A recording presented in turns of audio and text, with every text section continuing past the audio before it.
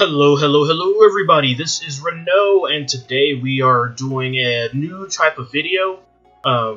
This email this got sent to me, and I don't normally tune into Gail Simone. I'm not really interested in what she has to say, but this was incredible because of the ramifications, and not necessarily from what Gail Simone said, but just the reactions to what she was saying. It was really incredible.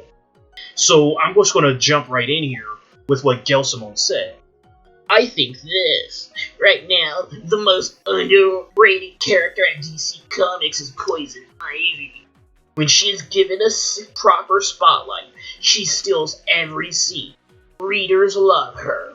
Why she doesn't get the treatment of a Catwoman and Harley, I have no idea. And so, that's kind of a really odd sentiment, because Poison Ivy is not underrated at all. She's highly regarded. Lots of people like her. Just like with Harley Quinn, it was old school comic book fans who really liked her and her characterization. And then all of a sudden she became popular, and then the problem was Harley Quinn got overexposed, plus SJWs glommed onto her and started using her as some sort of manifestation of SJW themes. Similarly, we see that a lot happening with Catwoman and also Poison Ivy, and so that's what I'm going to go into now with the whole something becomes popular, SJWs try to glom onto it, and then they just kind of destroy it. Now, one of the things I mentioned right away with this comment was not necessarily what Gail Simone said, but some of the kind of ridiculous reactions to what Gail Simone said. For example, right there in the name, SJW Poison Ivy League. A small question. At her core, Poison Ivy is about feminism, environmentalism, the queer identity, and social activism. Despite that she's mostly ignored. Do you think it's a feat of dealing with these subjects or something else? Now, anybody who is familiar with Poison Ivy knows that that is something that is completely and utterly ridiculous. And here's why. Poison Ivy is a terrorist. She's an eco-terrorist, and she would very much gladly genocide the entire human race in order to protect plants. So right away, feminism, queer identity, and social activism are out the window. She's a homicidal maniac. Very similarly to Harley Quinn, who is a homicidal maniac. And by the way, while I'm on this, I want to touch upon this. SJWs always talk about how much they love the science, but Harley Quinn, is a world-renowned psychologist. Whenever they are talking about Harley Quinn, they never bring that up. It's always about, they're projecting their politics onto her. And the same thing with Poison Ivy. She is actually another world-renowned biologist. She's, again, whenever they're talking about love the science, they never talk about her scientific achievements, her hard work before she became Poison Ivy, her history, her background, anything. They throw out all that, her scientific background, because it doesn't matter to them. They say it matters, but it doesn't. Instead, it's about what this person is projecting. Feminism, environmentalism, the queer identity, and social activism. Which is nothing about what Poison Ivy stands for. Poison Ivy is quite literally what I said. She's an eco-terrorist who would gladly genocide the entire world in exchange to protect plant life. And she was a world-renowned biologist named Pamela Isley. She's a scientist. She doesn't care about feminism. That's something that SJWs project onto her. Environmentalism, sort of, but she takes environmentalism to an insane degree. That's why she's a maniac. And the whole queer identity, again, that has nothing to do with who she is. And she's not a... Well, social activism is just another version of environmentalism. But, again, she's about protecting the Earth and maintaining balance. And because humans, as she sees it, are not able to live in harmony with that environment, then they should be gone. And then here's another ridiculous comment. This may be reductionist, but is it possible to play her as a villain, as opposed to an antagonist, or misunderstood anti-hero, and get the same positive response from folks about her? Well, here's the thing. She is a villain.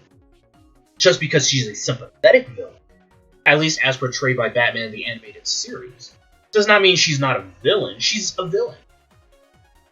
Again, these are SJWs projecting onto her that she's somehow not a villain. And that's something that people have been commenting on for a while now, especially going back to Harley Quinn. She's villainous. She's a murderer. And then here's this SJW Poison Ivy League person. I also don't see Lobo, Clayface, Man-Bat, Killer Croc, Joker, or Luthor, who all of them have been heroes and members of the Justice League of America in the past year. I'm not dismissing your point, just curious. Well, none of those people, except possibly...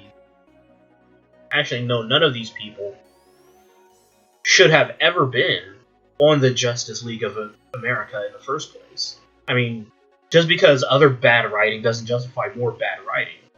And so there's something I want to point out here. This is one of the penultimate, or possibly the ultimate episode of Poison Ivy from the Batman the Animated Series. Look carefully at this image. You see Poison Ivy, some flowers, a house, 2 kids, her husband, some more flowers, house and garden. And I'm not going to go into the specifics, but look carefully here. Poison Ivy, if she could have it, would just live the American dream. She wouldn't be some eco-terrorist. She wouldn't be some feminist who... Feminists hate families. Social justice warriors hate families. They would renounce this, but this is who she is. If she could have her ideal life, this is what it is. And I want to just highlight this little clip here from the animated series. Come on. Come on.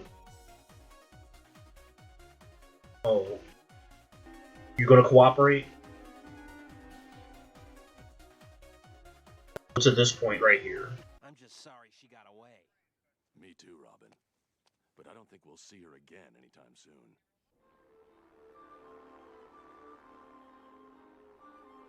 Ivy lost everything she had. Everything she said she ever wanted. Ivy lost everything she had. Everything she said she ever wanted. I believed her. Again, it focuses on When she told me for the first time in her life, her family. everything she said. Let's look at it again. For what it's worth. Yes, she did have a friendship with Harley Quinn, but you know what she really wants? This right here. The American dream.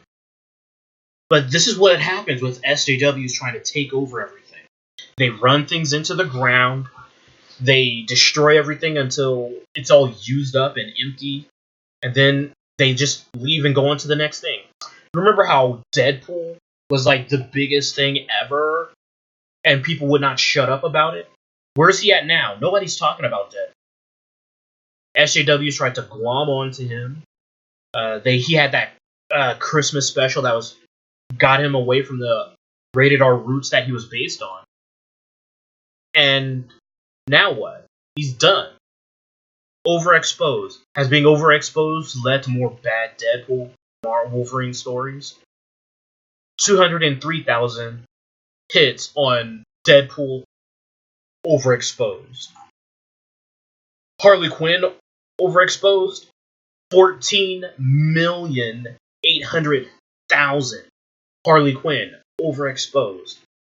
So it's not that Poison Ivy is underrated. She's perfectly rated.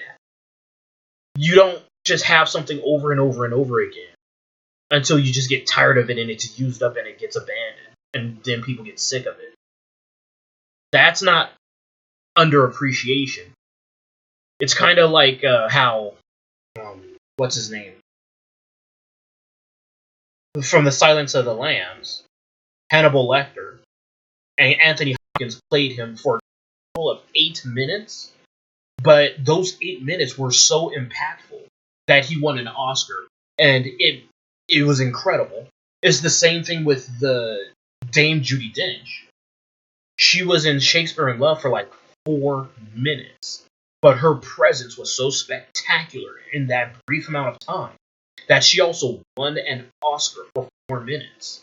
You don't overexpose things until people get sick of it. And that's what SJWs do. They think something is popular, they glom onto it, they change it, they destroy it, and then they just move on. Same with what they did with Deadpool, only they didn't destroy his character because they moved on to it. But for Harley Quinn, she's done. They've totally changed what she is. The same thing, they're literally saying what they want to do. They want to change from what she is, which is an eco-terrorist who would gladly destroy all of human life in exchange for plants, or failing that, just live the American dream. And she would do it. She's not about this stuff. SJW Poison Ivy League is literally telling you how they want to co-opt and then eventually destroy Poison Ivy. Led on by Gail Simone. And by the way, Gail Simone is very obviously gunning for a new comic gig. She's not subtle about it. Oh, let me take care of this. Let me write Poison Ivy. It's kind of gross. Anyway, what do you think? Thank you so much for tuning in. I hope you enjoy the rest of the day. Bye-bye.